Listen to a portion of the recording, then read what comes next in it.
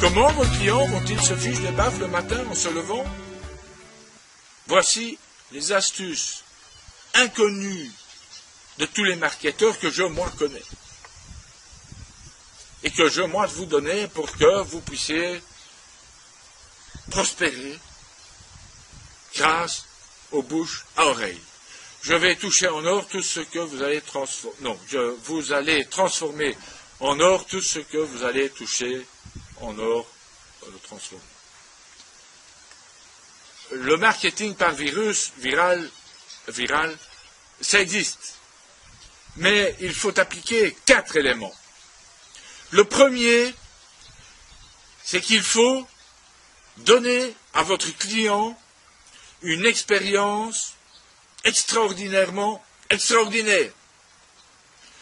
Le deuxième, c'est qu'il faut bidouiller votre produit en objet social. Le troisième, c'est que vous devez soutirer, mettre à profit les témoignages de complaisance de vos clients pour créer une suspension de particules très fines d'un liquide dans un autre, une émulsion, et une suspension de particules positives, une émulsion positive. Et le quatrième, c'est juste pour dire que j'en ai un de plus que les autres. Alors, je explique, avec 2 S, à toi.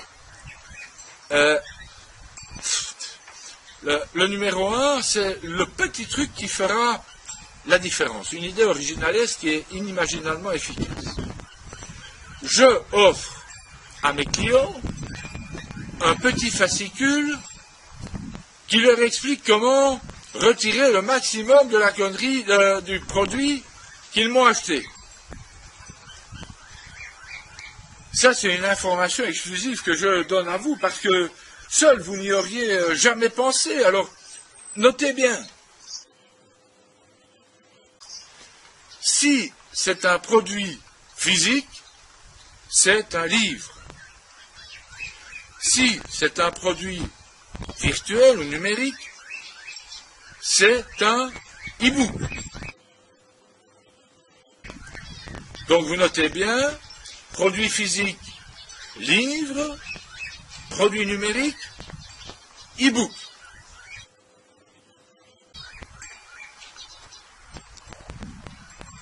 Alors un autre exemple, pour mettre un petit peu d'humour et décoincer le bâton que j'ai depuis un petit temps.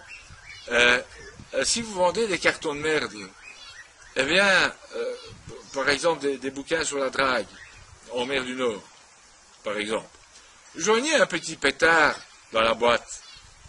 Votre client sera ravi de cette petite farce rigolote lorsque, sous sa tronche ébahie, le petit pétard explosera en étalant de la merde partout sur les murs.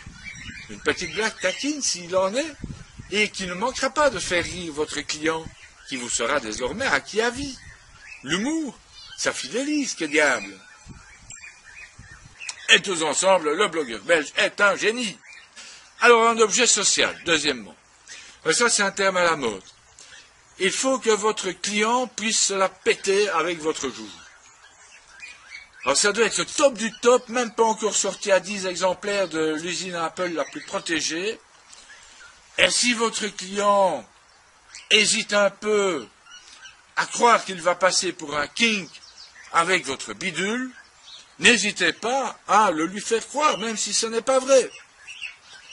Oh, cher client, avec ce bracelet directement taillé dans la roche des monts boisés de Tchernobyl, vous allez rapidement faire fureur dans les boîtes chez Brand de Cannes, quand vous serez tout bon fluo et que votre nez clignotera pendant que vous danserez à poil sur une table en chantant la Marseillaise avec une caquette longue d'1 mètre et des roudoudous de 5 kilos. Il faut mettre le paquet. C'est le cas de le dire. Et tous ensemble, le blogueur belge est un génie. Il faut qu'il y croie. Alors pour l'objet social, vous oubliez, si vous vendez des e-books à 17 € qui parlent des 10 plugins indispensables d'il y a 10 ans, des formations même pas mises à jour, des ordinateurs qui ne seront plus à la page entre le moment où vous l'expédiez et le moment où votre client le recevra, des canards WC, de la confiture, des fromages de chèvre, des calendriers, tout ça à la trappe. Et en fait, quand on y réfléchit bien, 99% des produits qui sont habituellement en vente sur le net. Et donc, parce qu'en fait, un objet social, il faut un truc qui est tellement exceptionnel qu'en général, vous ne le trouvez pas. Donc, vous suivez, en général, c'est même un truc qui n'a pas encore été inventé. Donc, en soi, c'est un concept qui est un peu con, mais comme c'est moi qui vous le donne généreusement, je vous remercie de bien vouloir considérer qu'il est génial. Le blogueur belge est un génie.